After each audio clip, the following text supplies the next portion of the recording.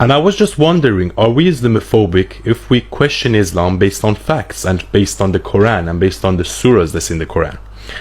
Because Keir Starmer is trying to put people in jail now because of some vague accusations that they're Islamophobic. And as you know, I'm an ex-Muslim, so I know a lot about Islam.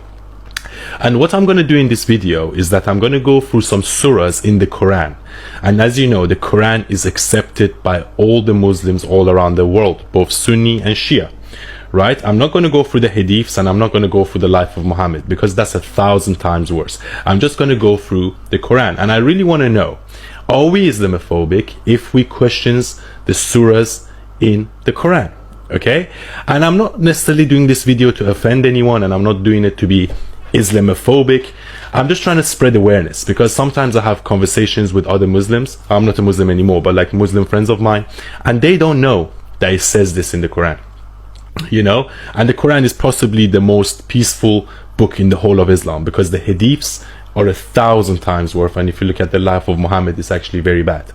So I'm doing this video to spread awareness. And look, I know that all religions have some dark parts about them. If you look at the Old Testament in Christianity, there's a lot of dark things in there as well, and also the Torah. But then the difference between Christianity and Islam is that Christianity went through its own age of reform and enlightenment and renaissance, and they learned to separate church and state. The problem with Islam is that Islam is an absolutist religion where Muslims believe this is the word of God, aka Allah, and no man can ever question the word of Allah, which is extremely problematic, and it has no place in any civilized culture.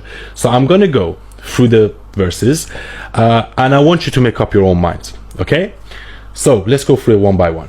Chapter 2, verse 98. Allah is the enemy of non-Muslims.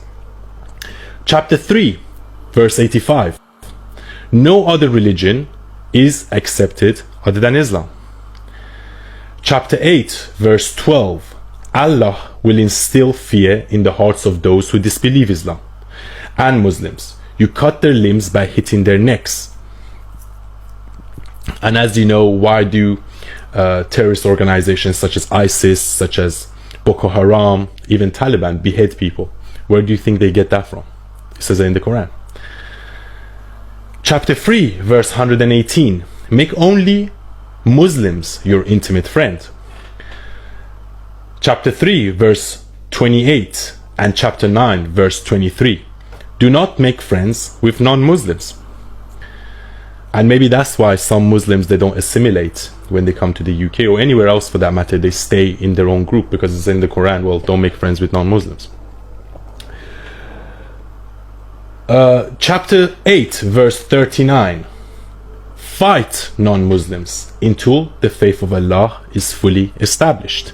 And that is basically a call to action. And as I always said, one of the responsibility of Muslims is to do jihad and to Islamize the whole world. I'm not saying it, it says in the Quran. Chapter 22, verse 30. Idols are filth.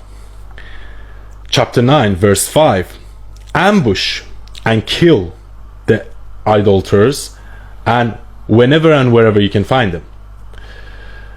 Chapter 33, verse 61. Wherever the faithful and the idolaters are caught, they will be brutally killed. Chapter 3, verse 62, chapter 2, verse 255, chapter 27, verse 61, and chapter 35, verse 3. There is no other God than Allah. Chapter 21, verse 98. Those who worship anyone other than Allah are the fuel of hell. Idolaters are pure and unholy. Chapter 4, verse 101. Kafirs are open enemies, and kafirs are basically sinners. So anyone that doesn't believe in Islam. Or Chapter 9, verse 123. Oppress the infidels. Chapter 9, verse 29. By humiliating infidels, make jizya from them. So if you don't know what jizya is basically a tax imposed on non-Muslims when Muslims govern the land. So what used to happen is that Muslims attacked certain countries and they established a caliphate. So they either killed people that didn't convert to Islam, But some group, they were like, okay, if you don't want to convert to Islam, you have to pay us an extra tax, and that was called the jizya. Chapter 66, verse 9, do jihad, war, with the infidels and the beneficiaries.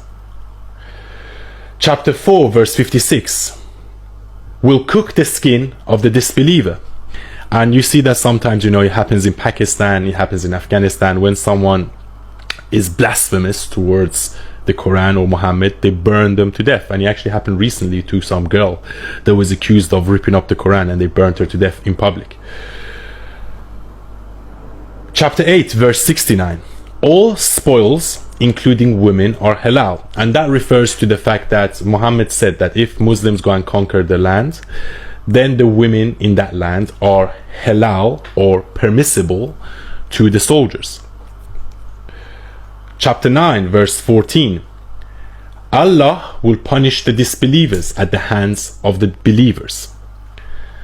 Take revenge on those who leave Islam. So as you know, the punishment for apostasy is death in Islam, and I'm considered an apostate because I'm an ex-Muslim. To just spread awareness first of all, but at the same time I want to know from the Labour government and from Keir Starmer, are we Islamophobic if we question these things? It says it in the Quran, right? And I didn't go through the hadiths because the hadiths are 1,000 times worse. Are we Islamophobic if we question these things? Are we Islamophobic if we question the life of Muhammad? Because he took part in 29 offensive battles, he killed thousands of people, beheaded people, raped women, so on and so forth.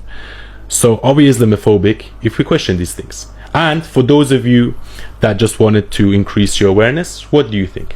I'm sure